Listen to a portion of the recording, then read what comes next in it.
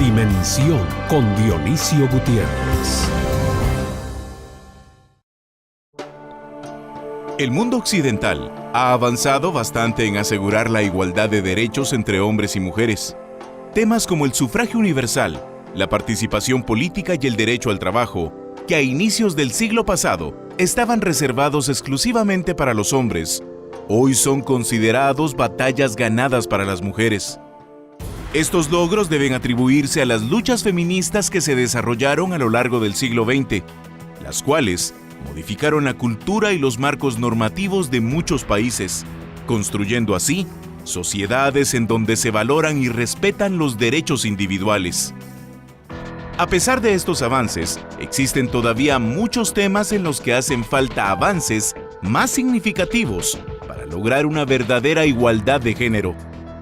En el ámbito laboral, por ejemplo, la OIT afirma que las mujeres ganan un 77% de lo que ganan los hombres y que tendrán que esperar al menos otros 70 años para que la brecha salarial desaparezca.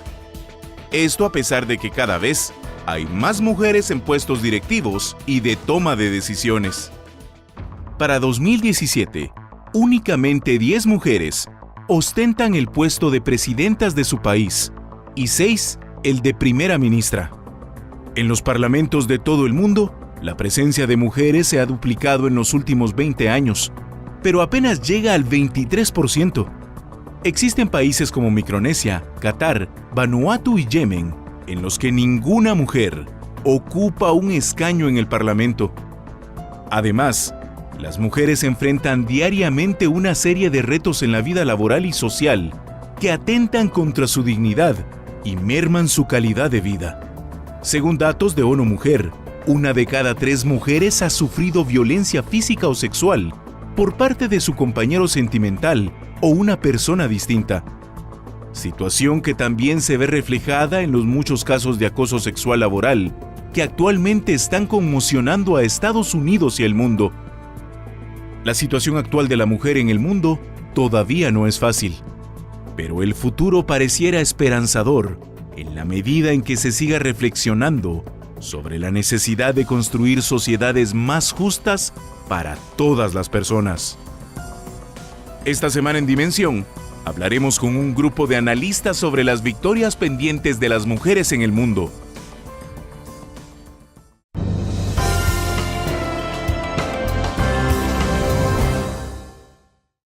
Esta semana se conmemora el Día Internacional de la Erradicación de la Violencia contra la Mujer y por tal razón queremos hablar sobre la igualdad de género, sobre las victorias que aún están pendientes para las mujeres. Y para ello tenemos a 4 invitadas muy especiales. En primer lugar, a la licenciada Marcela Marroquín, politóloga y comunicadora, a la licenciada María Huer, economista, la licenciada Carmina Valdizán, analista social, y la licenciada Alejandra Colom, antropóloga y directora País de Population Council Cali Fellow.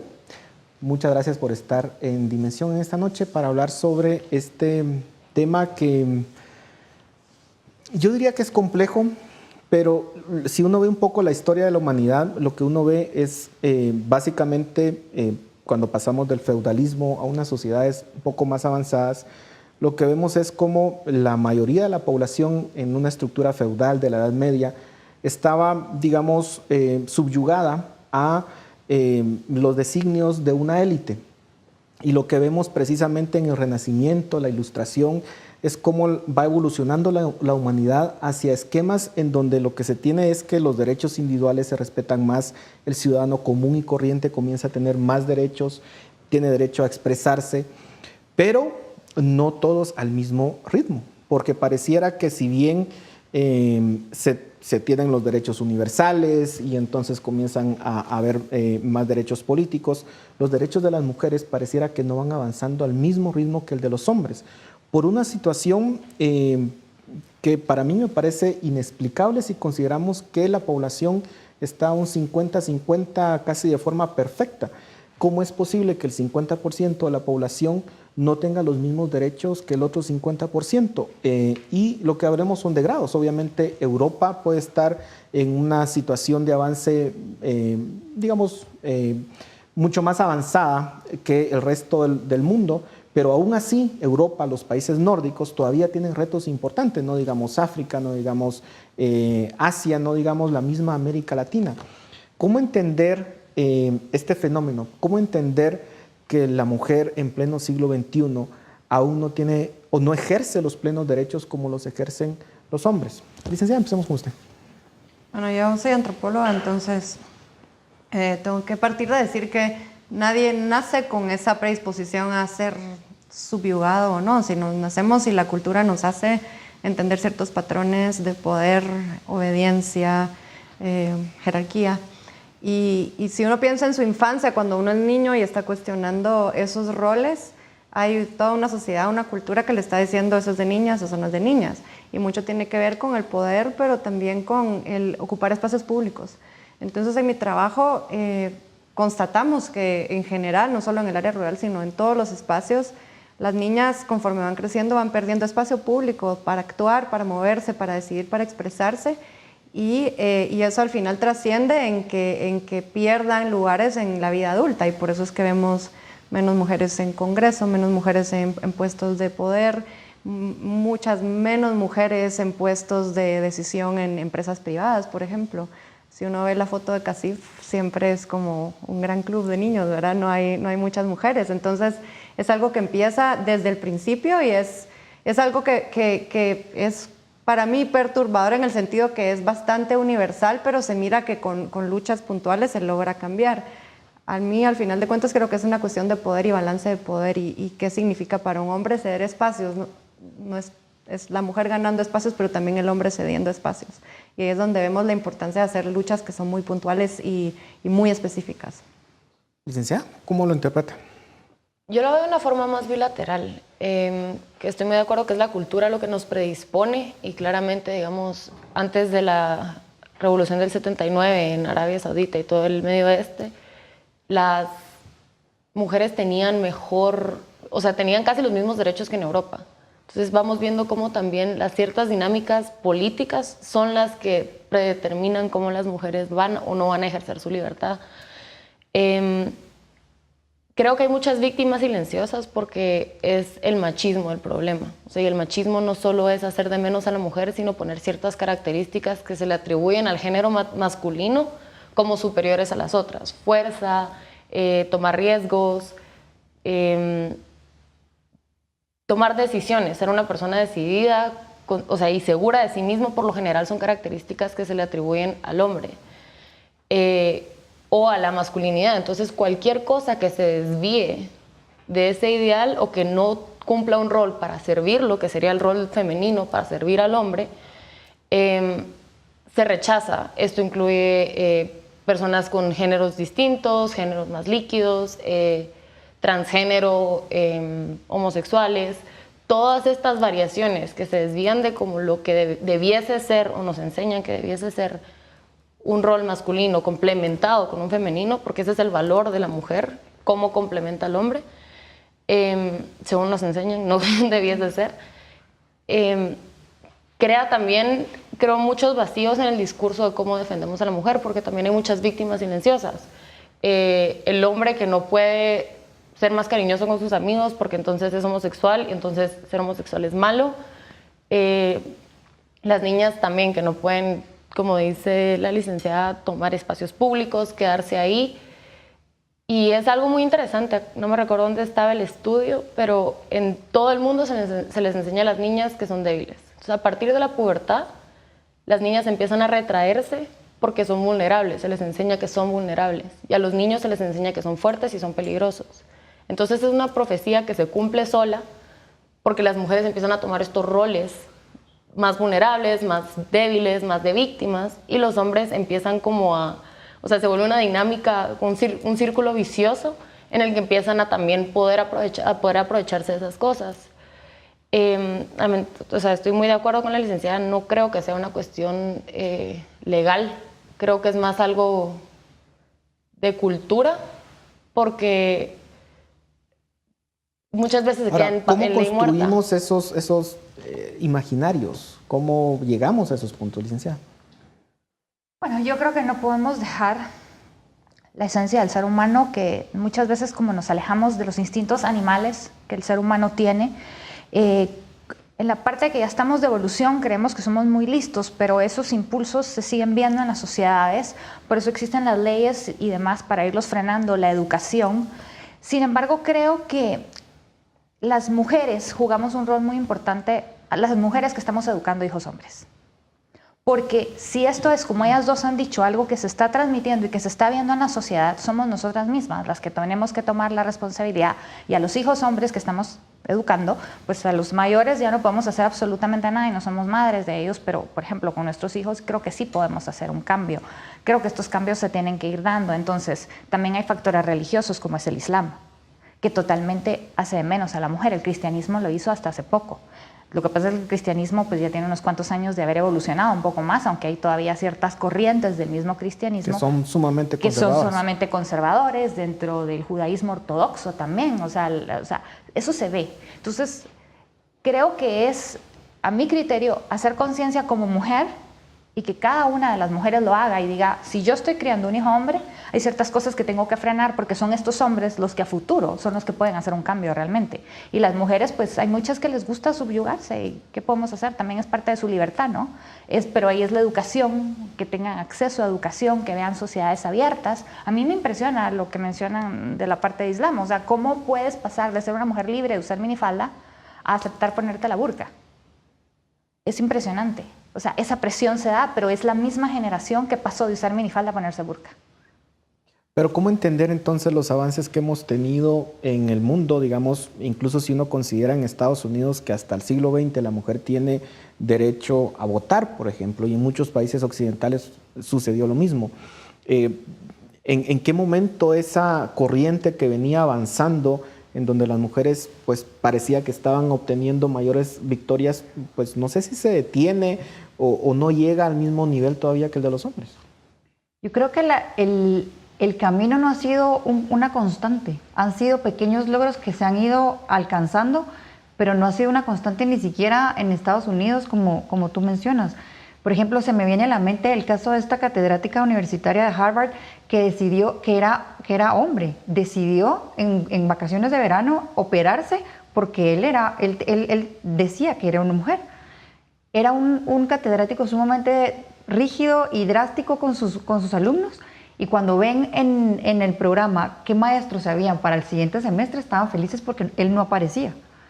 Entonces se inscribieron con la nueva catedrática y se dieron cuenta que era él, siendo mujer.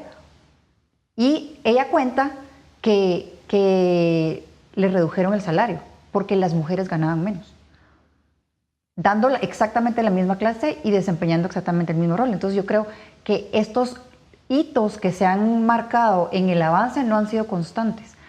O sea, yo creo que el reto real es desaprender o reaprender lo que nosotros hemos ido yendo, o sea, para digerir el ser mujeres, ¿verdad? ¿Qué implica ser mujer? ¿Qué alcances nos pueden llevar a ser mujer? ¿Y qué escenarios tenemos derecho a ocupar? Yo creería que casi todos, o sea, tenemos la capacidad de poder desempeñar cualquier rol sin traspolar, ¿verdad? Sin ponernos encima y sin que ellos se pongan encima de nosotros, porque el rol de mujer los hombres no lo pueden desempeñar y el rol de hombre las mujeres tampoco podemos. O sea, es cuestión de irse ubicando. Ok, y la pregunta es ¿qué tanta legislación necesitamos para esto o no? Pero eso lo vamos a discutir en el siguiente segmento. Continuamos en Dimensión.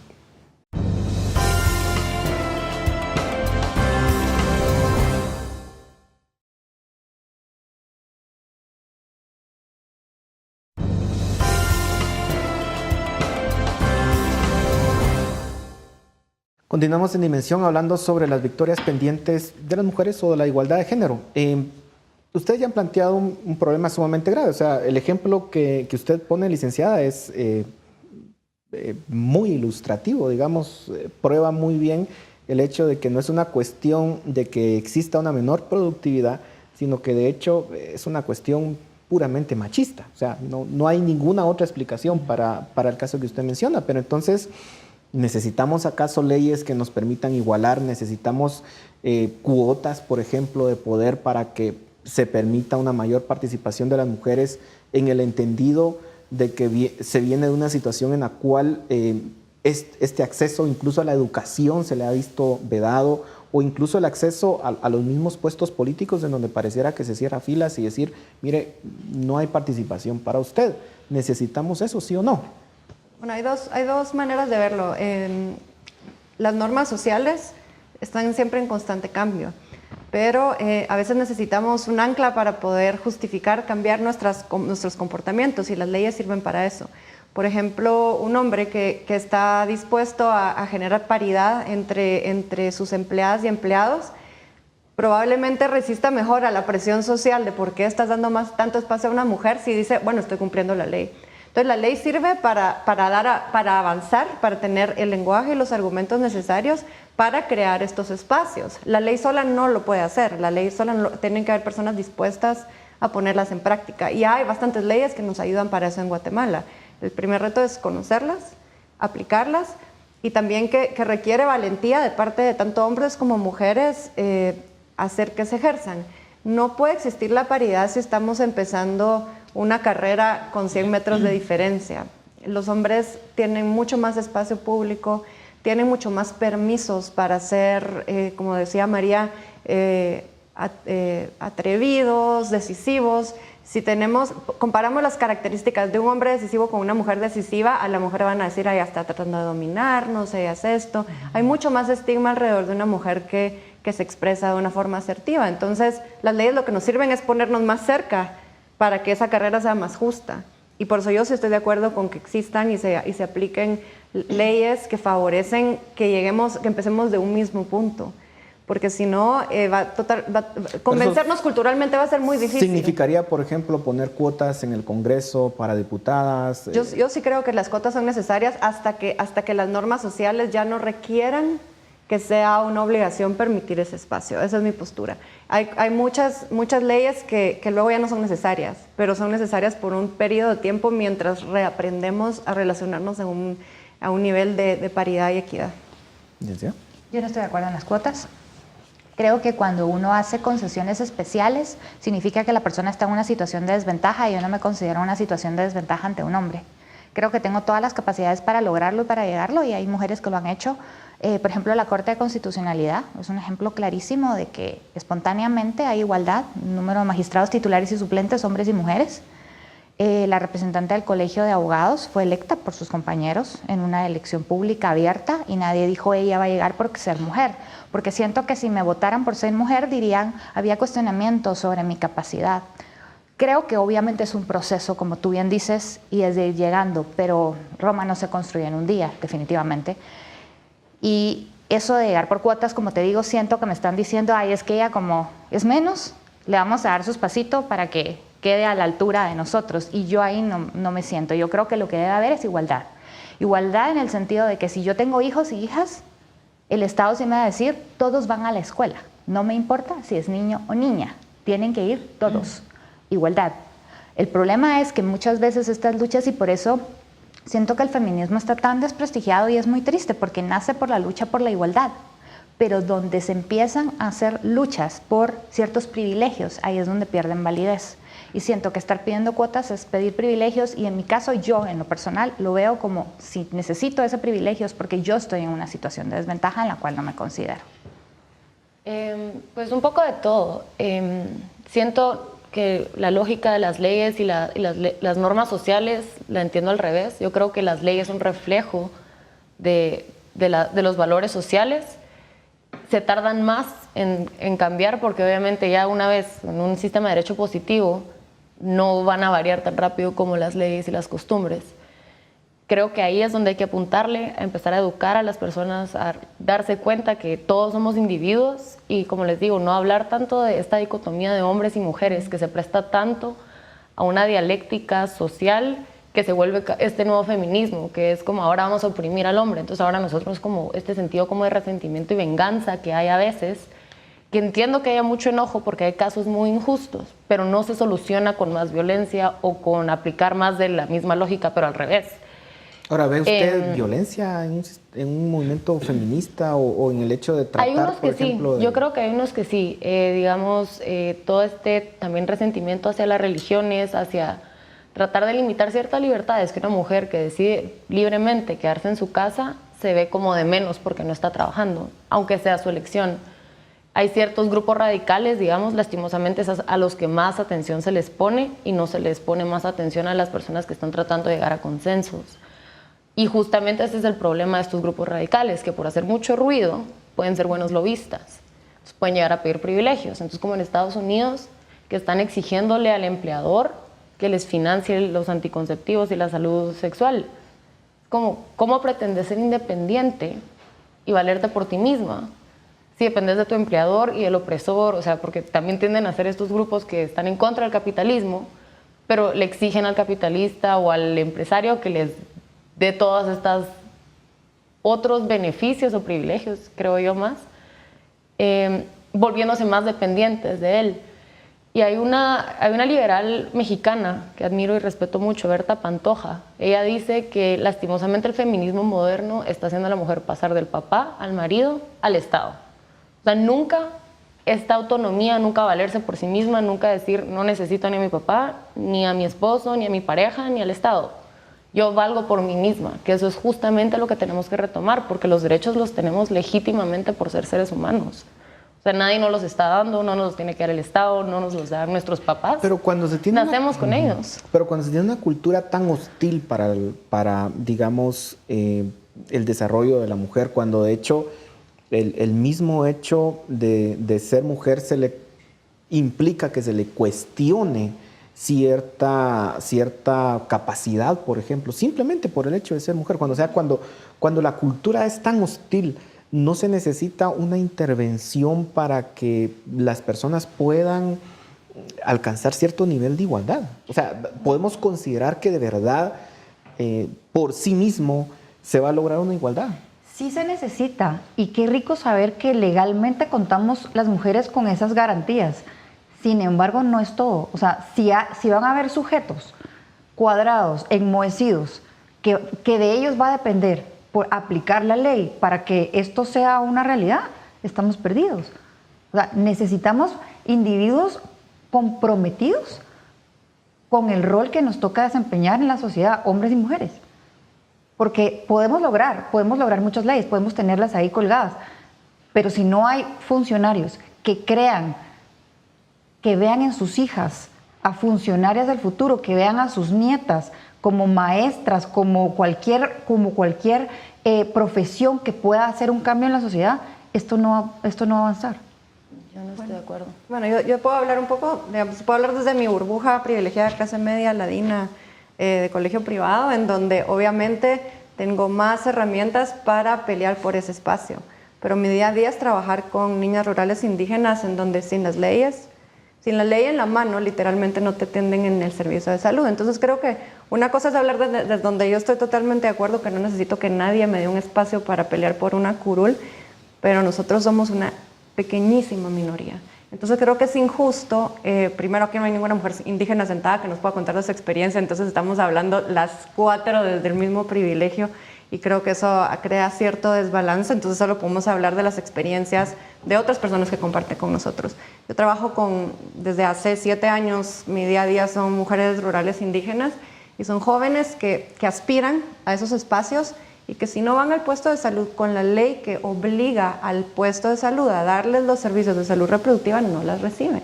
Entonces, mi visión personal es yo jamás he tenido que llegar con la Constitución en ningún lugar, pero convivo todo el tiempo con mujeres que sí. Y con mujeres que han sido acosadas en el espacio laboral, en donde no tienen la ventaja que yo tengo, que al ser acosada puedo ir directamente con el jefe de esa persona y pedir que la despidan. A estas personas se han tenido que ir del trabajo porque las amenazan, porque estos hombres que las acosan les dicen, bueno, te voy a matar, yo sé dónde vivís, tú no sos nadie, y si no hay una ley que las proteja, perdón, o sea, es lindo el concepto de los derechos individuales, pero solo lo podemos ejercer así con libertad personas que somos privilegiadas. Claro, y uno podría decir incluso el tema de cómo los padres muchas veces deciden, y que usted mismo mencionaba, muchas veces darle educación a los hijos varones y no a las mujeres. O sea, solo ese hecho va a marcar para siempre a una persona que no va a la escuela, definitivamente su futuro está marcado para estar condenado a la pobreza, muy probablemente. Y luego el tema de lo que usted mencionaba del acoso, que por ejemplo se está dando en Estados Unidos, en altas esferas, que uno pensaría decir, bueno, estamos hablando de cadenas, por ejemplo, dejemos Hollywood por un lado, hablemos de las cadenas de noticias, en donde son periodistas muy respetadas y aún así se han dado casos de acoso laboral, acoso sexual. Entonces, aún en esos niveles, digamos, se pareciera que se está en desventaja. Pero se nos fue el tiempo en este segmento. Continuamos en Dimensión.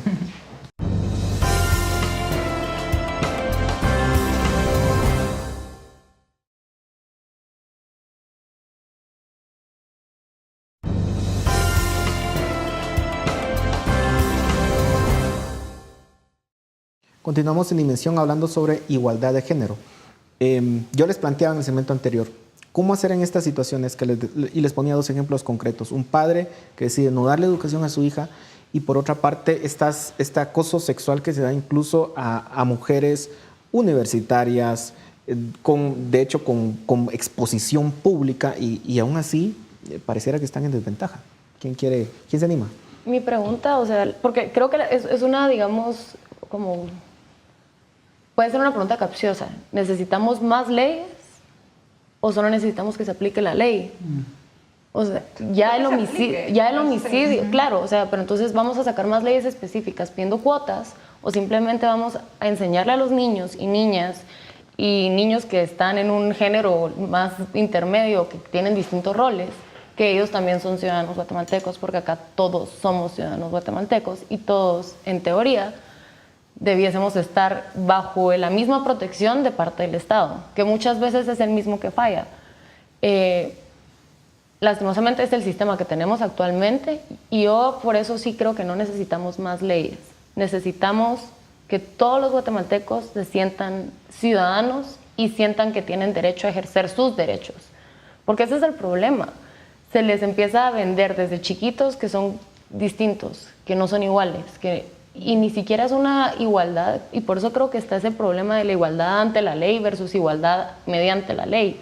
Pero, licenciada, por ejemplo, cuando uno ve, vuelvo al ejemplo del acoso, por ejemplo, a estas figuras públicas, incluso actrices en Hollywood, que lo que dicen es, miren, yo ni siquiera pude en su momento denunciar. Muchas lo están denunciando 20 años después, 10 años después, en un país en donde se supone que el Estado de Derecho funciona. Y aún así, digamos, el miedo que tuvieron para expresar eso y además que hoy en día les cuestionan que por qué esperaron tanto tiempo. Claro, es justamente por eso, porque no es cuestión de que esté en el papel o que en los juzgados, es cuestión del empoderamiento de cada individuo y cada ciudadano. Culturalmente Estados Unidos sigue siendo un país machista porque el machismo sigue estando a lo largo de, creo yo, todo el mundo. O sea, como les decía, las mujeres desde chiquitas en todo el mundo, hasta en los países nórdicos, tienen este sesgo a sentirse más débiles que los hombres. ¿Sí? Sí, bueno, aquí hay varios temas. Con relación a las mujeres, obviamente el tema indígena en Guatemala es muy serio y definitivamente ninguna de las que estamos aquí presentes estamos en ese ámbito, pero nuevamente es un tema cultural y es un tema cultural que es políticamente incorrecto tocarlo.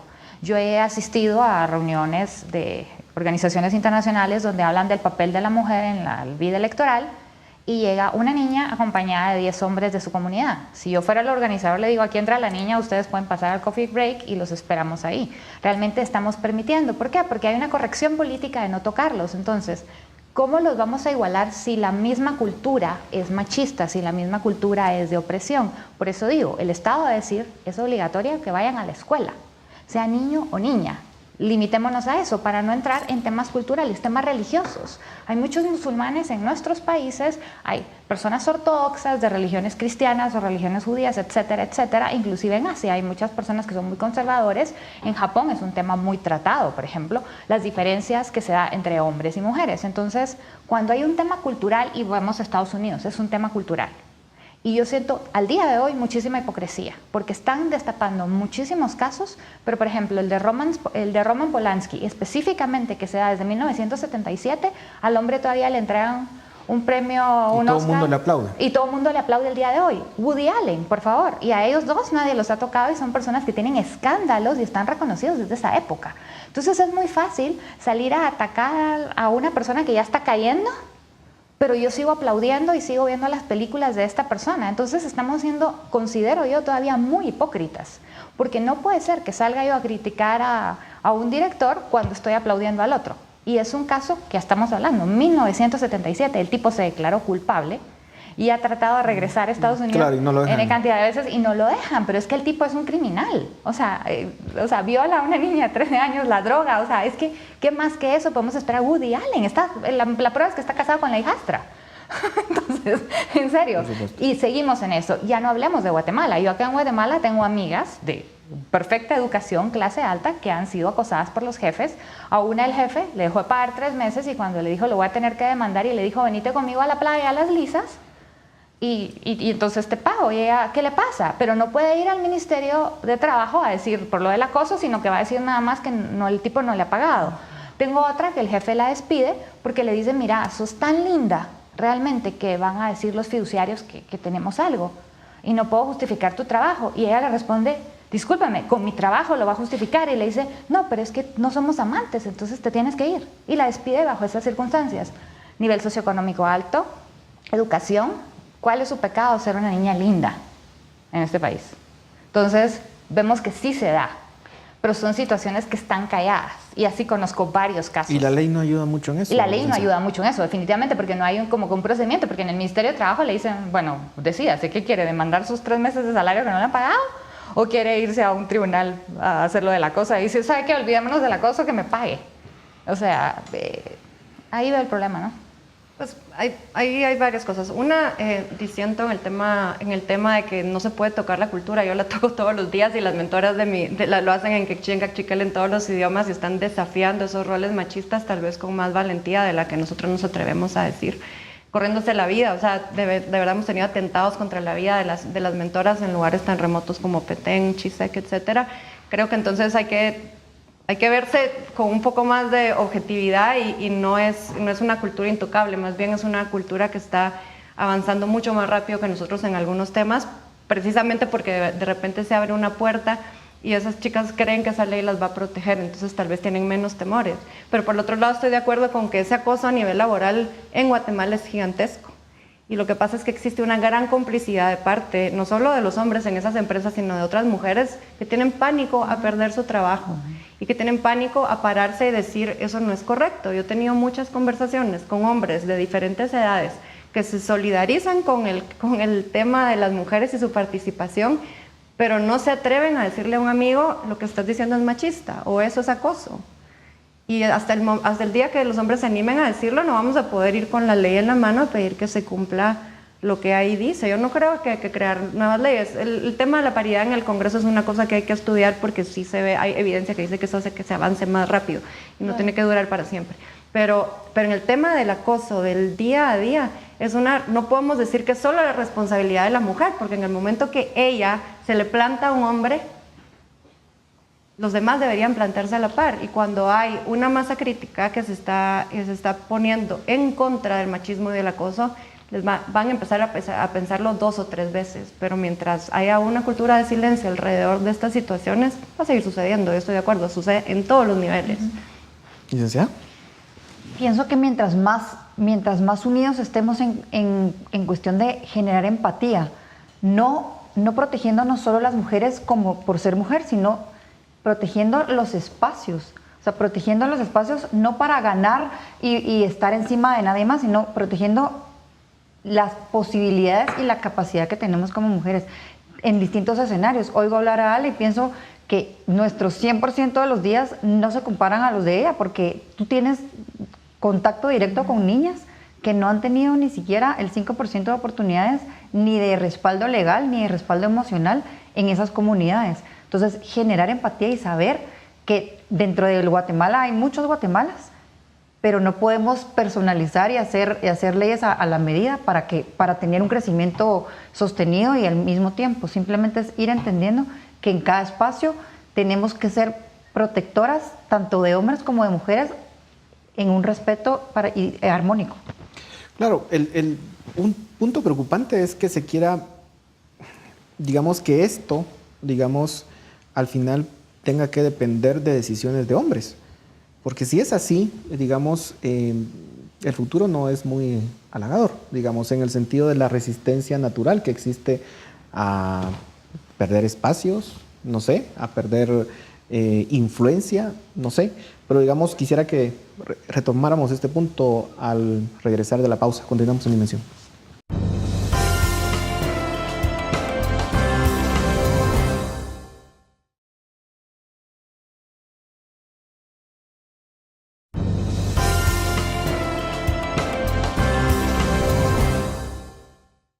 Llegamos al último segmento del programa de esta noche hablando sobre igualdad de género.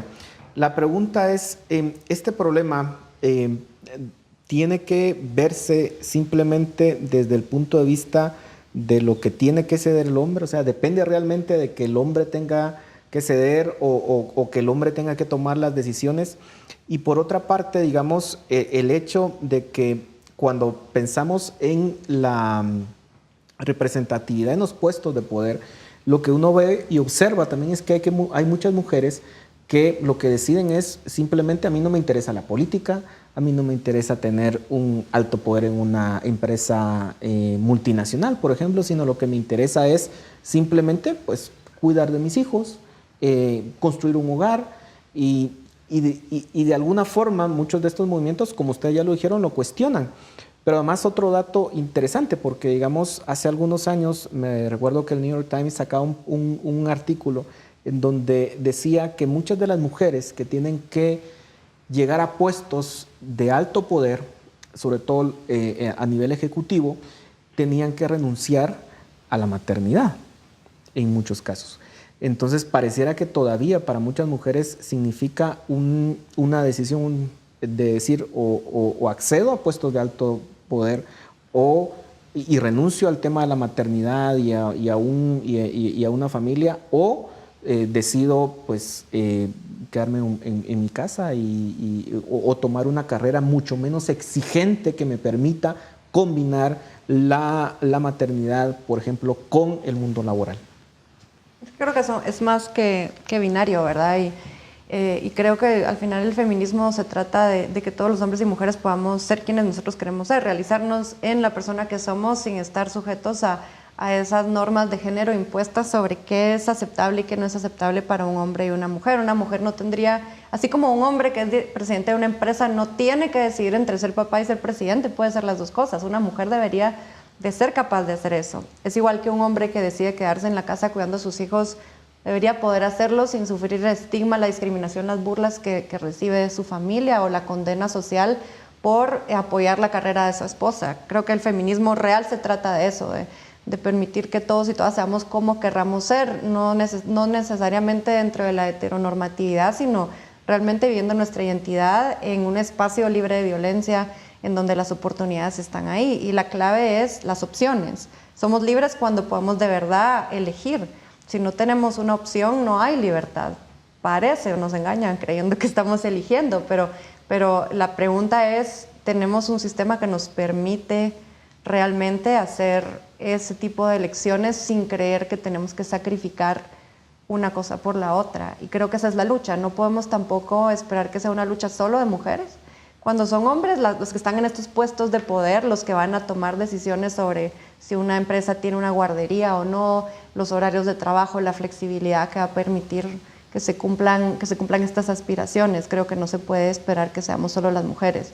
Más bien todos tendríamos que hacerlo porque es algo que al final nos permite a todos ser más felices. Licenciada, y en ese sentido, digamos, este dato interesante que arroja el New York Times, de decir, miren, lo que pasa es de que una mujer, usualmente lo que se observa es que cuando llega a altos puestos ejecutivos ha renunciado a la maternidad, por ejemplo, o a un hogar, y pareciera que eso tiene que ver precisamente con que muchas veces la maternidad implica que la mujer tiene que salir del mercado laboral durante cierto tiempo, y muchas mujeres lo deciden de esa forma, y cuando regresan les es muy complicado, por ejemplo, retomar, digamos, la carrera que habían seguido, y muchos de estos hombres que no tuvieron que renunciar o tomarse ese espacio, obviamente va a significar que pareciera que está en una mejor posición. Tendríamos que pensar que las empresas, por ejemplo, sí tendrían que poner guarderías, como dice la licenciada, ¿hasta dónde llega la legislación en ese caso? Bueno, definitivamente creo que es mucho de la cultura corporativa que se esté dando. El tema con estas transnacionales es que es un tema en general para hombres y mujeres muy competitivo. Yo conozco hombres que están haciendo carrera en estas empresas o han hecho carreras y es terrible, es una selva. Se sacan los ojos entre ellos, es una competencia constante. Voy a sacar más maestrías, voy a prepararme más, voy a dedicar más horas. Tengo que ir a mi casa y ver a mis hijos, pero voy a dar 2 horas extra más para estar presente. Obviamente, cuando uno de mujer ya ha tomado esa decisión, uno quiere llegar a la casa y ver a su bebé. Si hubiera una guardería sería ideal para poder ir a ver al bebé a la guardería y estar con él un rato. Pero de ahí más adelante se dan otros temas, como que es la clausura del colegio y entonces es más normal y vamos a lo que es normalmente visto en la sociedad, que la mamá esté, pero el papá puede faltar porque el papá está trabajando. En cambio, entonces los niños se sienten mal porque su mamá no está. Entonces, ahí es un tema bien complicado. Imagínense que fuera el hombre el que se va, igual al regresar después tendría esos mismos conflictos, porque obviamente en esos lugares es un terreno bien competitivo, ¿no? Pero yo sí quiero hacer énfasis en lo cultural porque, por ejemplo, veamos acá en Guatemala. Tenemos a una ex vicepresidenta que está presa y tenemos el caso de, bueno, su asistente, Daniela Beltranena. Entonces, ¿qué pasa? Ellas están acusadas por delitos de corrupción y todo lo que ha sucedido alrededor de eso. Cuando vemos algún comentario en redes sociales alrededor de ellas, hay mucha gente que lo que hace es, fulanita de tal es una pep, y empiezan a cuestionar su sexualidad, su honorabilidad pública en esa área. ¿Por qué no dicen es una corrupta y una ladrona y se limitan al insulto? No, se van a la otra área.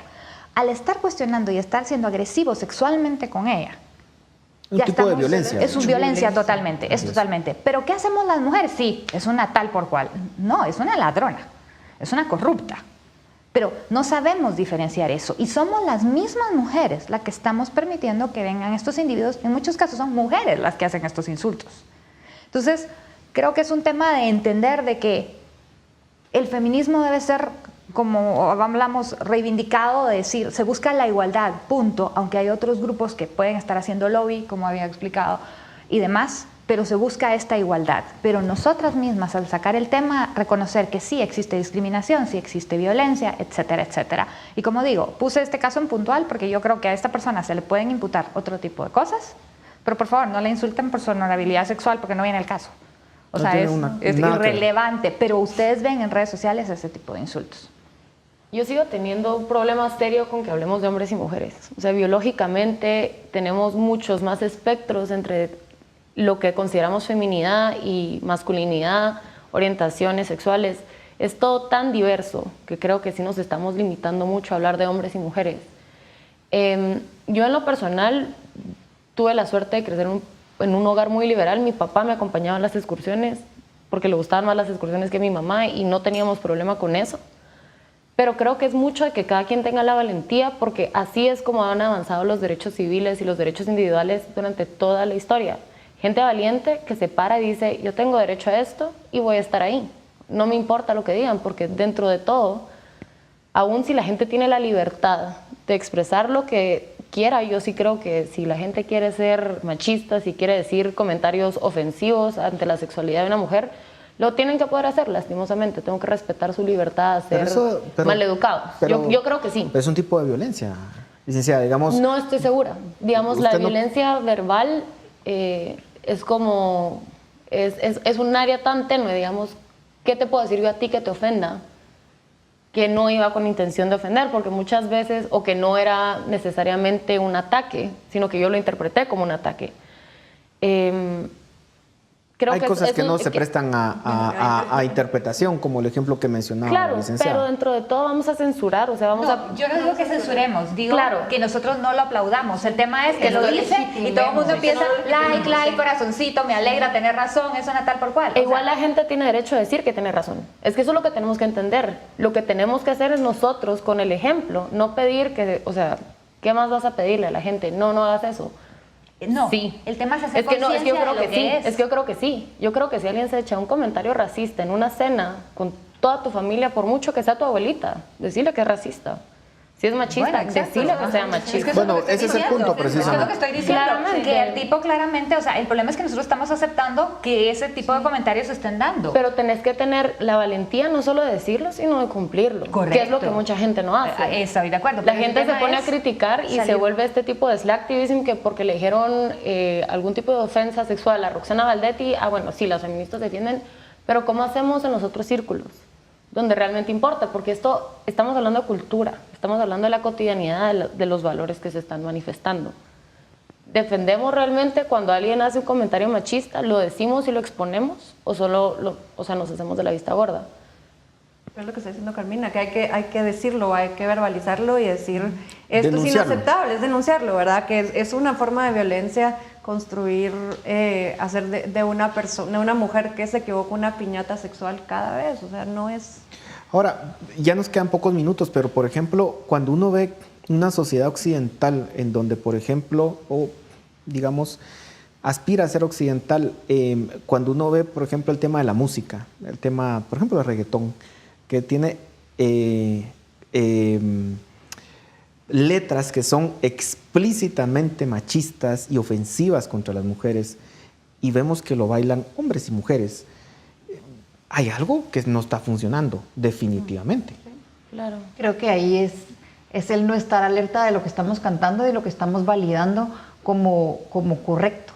O sea, yo regreso a tu pregunta de si la garantía de que los derechos de las mujeres sean válidos es que el 50% sean hombres en el Congreso y 50% mujeres.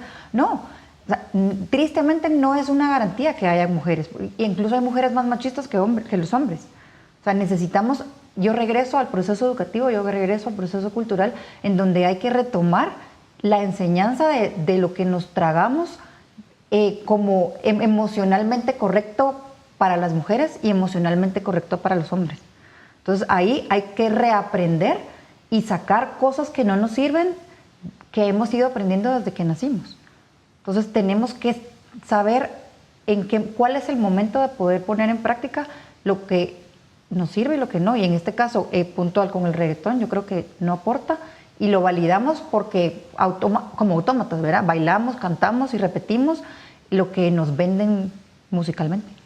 Bueno, lamentablemente se nos terminó el tiempo y creo que quedaron muchos temas que sin duda alguna hay que tocar, pero lo que uno esperaría es que en un país como Guatemala, por ejemplo, en donde hay niñas que hoy no están teniendo acceso a la educación y que, repito, eso los va a marcar durante toda su existencia y básicamente les veda la posibilidad de movilidad social, de acceder a mejores empleos, si realmente es dramático. Y ojalá que por lo menos eso, una situación tan extrema y tan grave pueda cambiar en el país y no digamos el resto de luchas que todavía quedan pendientes, como la igualdad de salarios y de representatividad en el gobierno, que yo creo que también es importante porque no por algo Angela Merkel ha sido una líder muy importante, por ejemplo, en nuestro tiempo y en casi durante una década, y que creo que ha sido un bastión importante en la estabilidad de Europa, por ejemplo. Necesitamos más líderes de ese tipo. Así que muchas gracias por sus aportes, por la discusión, y a ustedes muchas gracias por vernos, y hasta el próximo domingo. Los dejamos ahora con Dimensión Redes.